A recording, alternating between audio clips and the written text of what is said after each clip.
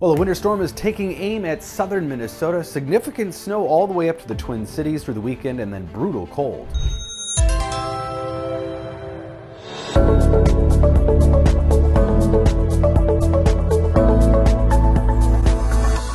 So winter storm warnings posted for southern Minnesota into Iowa, eastern Nebraska. The Twin Cities in a winter storm watch because we are on the edge of what looks to be some significant snow. So don't be surprised to see that upgraded to a winter storm warning at some point later today or overnight. This system is developing out in the panhandle areas of Texas and Oklahoma. That's where the center of that low pressure is, just coming out of the Rockies. These storm systems get typically spread out, spread apart, and then rapidly develop as it moves east of the Rockies. We're already seeing the temperature stage being set. Falling temperatures to our west. A cold front slipped through, maybe felt that chill this morning, but temperature's been increasing in the southern U.S. So nice temperature gradient being set up here for that storm system to work with. That is necessary to literally squeeze that moisture out of the atmosphere. Sub-zero, even in western Minnesota earlier this morning. So definitely some cold air just poised to descend upon us. Now the snow will start up tonight into the early morning hours tomorrow. This is 3 a.m. Friday.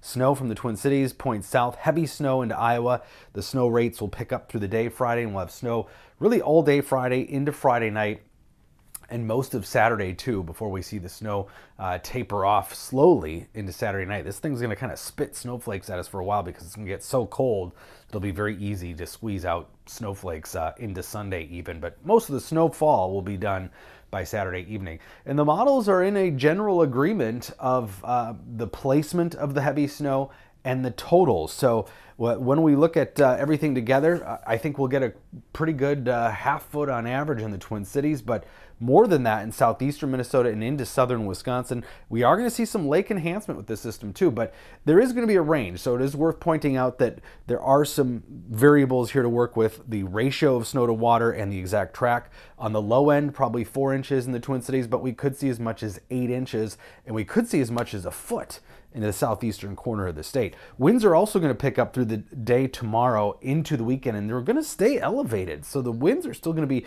10 to 20 Saturday and Sunday. So wind chill is going to be a factor all weekend long. Wind chills by early Saturday will be below zero for most of the state.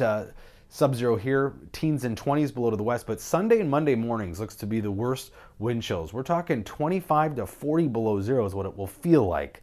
And as I mentioned, those winds will stay kind of high, so we're going to stay well below zero for that wind chill all weekend long into early next week. So forecast lows, sub-zero Saturday night statewide, struggling to get above zero. Even in the Twin Cities Sunday afternoon, I think most of western, northern Minnesota stays below zero all day long Sunday. Not something we do very often anymore these days. And then Sunday night, probably the coldest night.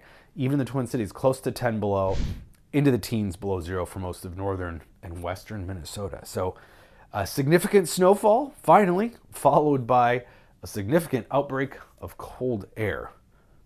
But this cold air really in the historical context is pretty wimpy. And of course it does come very late this season too. Hopefully that'll give us a little sunshine. Saw some nice bits of sunshine today for part of the day, short-lived however, and early next week should see that too. We'll modify those temperatures through next week, slowly but surely closer to normal by the end of next week.